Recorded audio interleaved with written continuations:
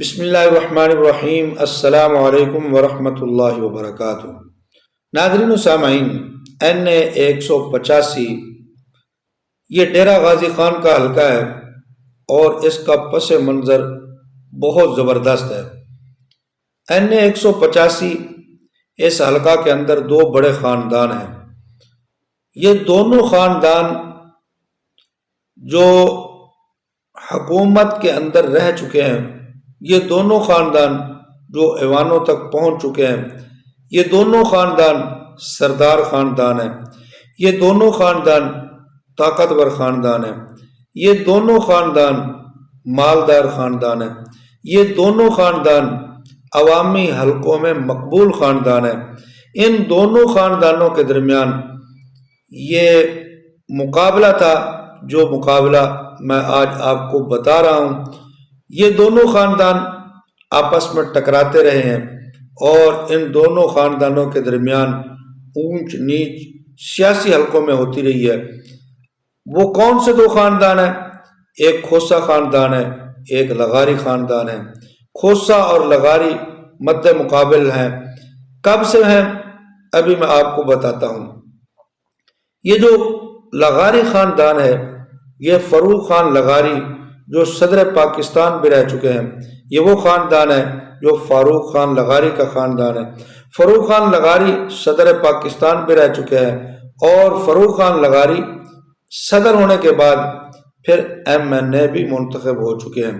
2002 میں فاروق خان لغاری نے الیکشن لڑا اور وہ MNA اسی حلقہ سے منتخب ہوئے۔ پھر اس کے بعد 2008 کے عام انتخابات کے اندر ان کے بیٹے سردار اویس خان لغاری قاف لیگ کے ٹکٹ سے یہاں سے MNA منتخب ہوئے۔ پھر 2013 کا عام انتخابات آیا۔ پھر 2013 کے عام انتخابات کے اندر حافظ عبد الکریم صاحب جو ہیں، جو اصل میں جمعیت اہل حدیث کے تھے، لیکن وہ یہاں سے جیتے نون لیگ کے ٹکٹ سے، اس لیے کہ پاکستان مسلم لیگ نون کے جو میاں محمد نواز شریف ہیں اور جمعیت اہل حدیث کے جو ساجد میر صاحب ہیں، ان کے درمیان کافی اچھے تعلقات تھے، جس کی وجہ سے وہ ان کو سینیٹر بھی بناتے رہے نون لیگ والے، ساجد میر صاحب، پروفیسر ساجد میر صاحب کو۔ تو حافظ عبد الکریم صاحب نون لیگ کے ٹکٹ سے یہاں سے 2013 میں MNA منتخب ہوئے۔ ان کے مد مقابل اویس خان لغاری کے جمال لغاری تھے، وہ ہار گئے، اور زرتاج گل صاحبہ جو ہیں وہ بھی 2013 میں حافظ عبد الکریم صاحب سے ہار گئی تھی۔ پھر 2018 کے عام انتخابات آئے، جن میں یہ حلقہ NA 185 نہیں بلکہ NA 191 تھا۔ تو یہ NA 191 میں یہاں سے زرتاج گل صاحبہ جو ہے یہ یہاں سے جیتی اور اویس لغاری صاحب جو ہے وہ یہاں سے ہار گئے۔ پھر 2024 کے عام انتخابات کے اندر دوبارہ زرتاج گل وزیر صاحبہ جو ہے وہ یہاں سے جیتی۔ اویس خان لغاری وہ دوسرے حلقہ سے MNA ہیں، اور اسی طرح ان کے ایک بھائی وہ بھی جو ہے وہ MPA ہیں۔ تو یہ لغاری خاندان جو ہے وہ اس طرح بڑا خاندان بھی ہے اور سیاسی خاندان بھی ہے۔ جو دوسرا خاندان ہے یہاں پر جس کا ان کے ساتھ مقابلہ تھا، وہ بھی کوئی چھوٹا خاندان نہیں ہے، وہ کھوسا خاندان ہے، اور وہ ایسا خاندان ہے جن کا تعلق پاکستان مسلم لیگ نون کے ساتھ بہت گہرا تعلق ہے۔ سردار دوست محمد کھوسا صاحب، جن کے والد سردار ذوالفقار علی کھوسا صاحب ہیں، یہ سردار ذوالفقار علی کھوسا صاحب جو ہے یہ پاکستان مسلم لیگ نون کے جو میاں محمد نواز شریف ہیں، یہ ان کا ایک بازو تھے۔ یہ جہاں بھی جاتے تھے، کوئی بھی مشورہ کرتے تھے، یہ ذوالفقار علی کھوسا صاحب جو ہے یہ ساتھ ہوا کرتے تھے۔